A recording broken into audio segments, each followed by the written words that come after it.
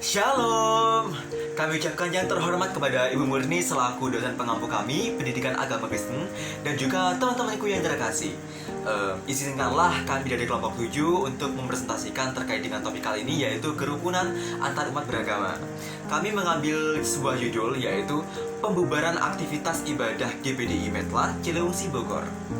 Oke, sebelum itu perkenalkan, nama saya Afungkar Fahmi dengan NIM 2202 1010 3042. Dan saya Priska Imareta dengan NIM 2202 1010 3057. Saya Della Mariani Sagala dengan NIM 2208 1020 1150. Saya Marta Limanurung dengan NIM 2208 10 10 10 42. Saya Jennifer Anissa Tonep dengan NIM 2209 1030 1039. Kebebasan beribadah sesuai dengan agamanya masih belum terjamin 100%. Pelarangan beribadah bagi umat minoritas ternyata juga masih saja terjadi di Indonesia. Seperti yang terjadi pada Minggu 5 Februari 2023, adanya pembubaran kegiatan ibadah jemaat pada Gereja Pantekosta Indonesia atau GPDI Medlan pada daerah Ciliwungsi, Bogor, Jawa Barat yang dilakukan oleh beberapa kaum sekelompok masyarakat. Apa penyebab konflik terjadi? GPDI Medlan belum mendapat izin sebagai rumah ibadah, sehingga selama izinnya belum keluar, masyarakat tidak boleh memakai GPDI Medlan. Sebenarnya maksud bapak-bapak ini apa? Keberatan? Ya keberatan kita. Keberatan dalam hal apa? Keberatan satu. Merasa terganggu. Warga sini rata-rata muslim ya. Rata-rata muslim. Satu ya. Masalahnya apa? Kalau ibu punya izin ya, silakan izin. Tampak dalam video TikTok tersebut, seorang pria mengenakan peci tengah memberikan keterangan terkait aksi pembubaran kegiatan ibadah umat Kristen. Video tersebut memperlihatkan seorang pria berpeci membuat pernyataan bahwa GPDI Medlan belum mendapatkan persetujuan atas layanan melakukan aktivitas peribadahan, dan persetujuan tersebut sedang diproses oleh GPDI Medlan. Sampai izin diberikan, masyarakat tidak akan bisa menerima dan tidak akan bisa menggunakannya untuk beribadah. Katanya mengiringi jawaban pasukan. Bahkan ada juga yang bertanya, kita bisa lebih meyakinkan, masa seolah tak punya hati. Lagi-lagi, kaum minoritas ditindas haknya untuk beribadah. Jemaat GPDI hanya ingin melakukan ibadah, itu adalah hak fundamental yang dijamin dalam konstitusi kita. Jika masalah izin belum selesai, bukan berarti melarang hak mereka untuk beribadah. Hak beribadah karena beribadah bisa dilakukan di mana dan kapanpun. Apapun yang terjadi di Ciliwungsi sungguh memilukan. Januari lalu, Presiden Joko Widodo mengkritik masih adanya kendala pembangunan tempat ibadah di beberapa wilayah tanah air.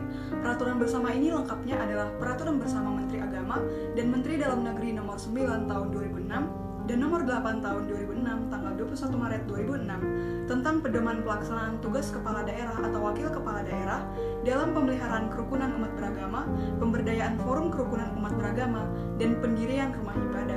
Peraturan bersama tersebut menjelaskan bahwa kerukunan umat beragama merupakan keadaan hubungan sesama umat beragama yang dilandasi oleh toleransi, saling pengertian, saling menghormati, menghargai kesetaraan dan pengamalan ajaran agamanya, dan saling bekerja sama dalam kehidupan bermasyarakat, berbangsa, dan bernegara di dalam Negara Kesatuan Republik Indonesia berdasarkan Pancasila dan Undang-Undang Dasar tahun 1945.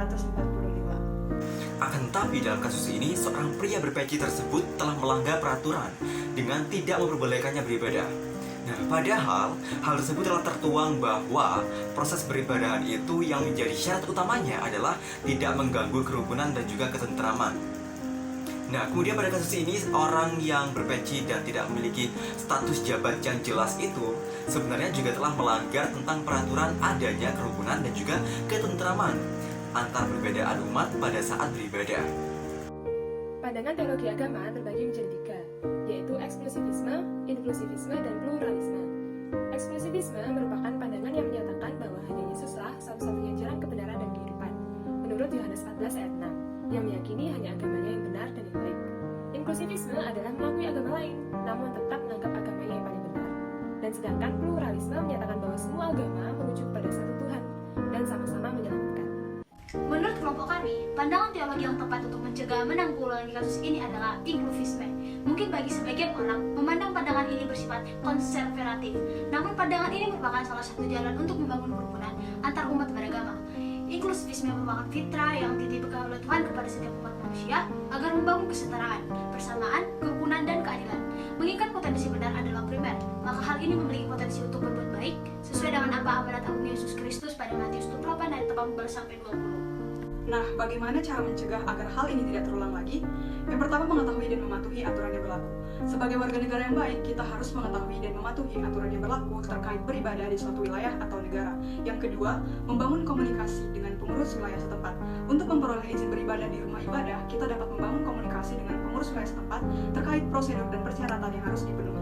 Dalam hal ini, penting untuk menjalin komunikasi yang baik dan saling menghormati. Yang ketiga, mengajukan permohonan izin beribadah. Kita dapat mengajukan permohonan izin beribadah ke pengurus wilayah setempat. Dalam mengajukan permohonan, kita harus memenuhi persyaratan dan melengkapi dokumen yang diminta, serta mengikuti prosedur yang berlaku. Adapun cara menanggulangi kasus tersebut agar tidak terjadi lagi yaitu yang pertama, mengomunikasikan kebutuhan untuk beribadah. Jemaat dapat mengomunikasikan kebutuhan untuk beribadah kepada pihak yang berwenang seperti pihak keamanan atau setempat. Dalam komunikasi ini dapat menjelaskan pentingnya beribadah dan meminta izin untuk beribadah sementara waktu hingga izin resmi dari pengurus rumah ibadah diperoleh. Yang ketiga adalah berkoordinasi dengan pihak yang berwenang. Berkoordinasi dengan pihak yang berwenang dapat dilakukan seperti kepada polisi dan dinas keagamaan setempat. Untuk mencari solusi terbaik dalam penanggulangan ini diperlukan adanya pihak yang berwenang. Pihak yang berwenang dapat membantu dalam mengawasi kegiatan beribadah sementara waktu atau membantu dalam menghubungi pengurus wilayah setempat untuk memperoleh izin. Yang keempat adalah mengikuti aturan yang berlaku. Jemaat harus mengikuti aturan yang berlaku dalam kegiatan beribadah. Sudah idealkah kerukunan di Indonesia? Kerukunan antar umat beragama di Indonesia telah berlangsung selama puluhan tahun, tetapi masih banyak tantangan dan masalah yang harus diatasi. Meskipun masih ada perbedaan pandangan dan perselisihan di antara umat beragama, situasi kerukunan antar umat beragama di Indonesia masih cukup ideal. Namun, masih ada beberapa kasus intoleransi dan konflik antar umat beragama yang terjadi di Indonesia, seperti kasus penistaan agama, penolakan pembangunan tempat ibadah baru, serta tindakan kekerasan yang dilakukan oleh kelompok radikal. Kesimpulannya, Indonesia memiliki agama yang beragam. Di antaranya adalah agama Islam, Kristen Protestan, Katolik, Hindu, Buddha, dan Konghucu. Perbedaan tersebut haruslah dipelihara. Apabila tidak dipelihara dengan baik, bisa menimbulkan konflik antar umat beragama. Dalam kasus ini, yang terjadi adalah tidak adanya keputusan lebih lanjut tentang kejelasan dalam hal perizinan gereja dari pihak atasan. Nah, jadi dalam menghadapi masalah seperti itu harus diperlukan sumber-sumber yang akurat supaya tidak akan terjadi kesalahpahaman dan lebih sadar diri tentang kebutuhan masing-masing antar umat beragama. Supaya untuk depannya dalam hal perbedaan lebih terjaga lagi dan tidak mudah terpecah belah. Dan itulah sekian video dari kami dari kelompok 7. Sekiranya bisa menambah wawasan teman-teman dan juga kita belajar bareng. Kami ucapkan mohon maaf yang sebesar-besarnya apabila dari tadi ada kesalahan. Dan sekiranya kami undur diri, kami ucapkan terima kasih.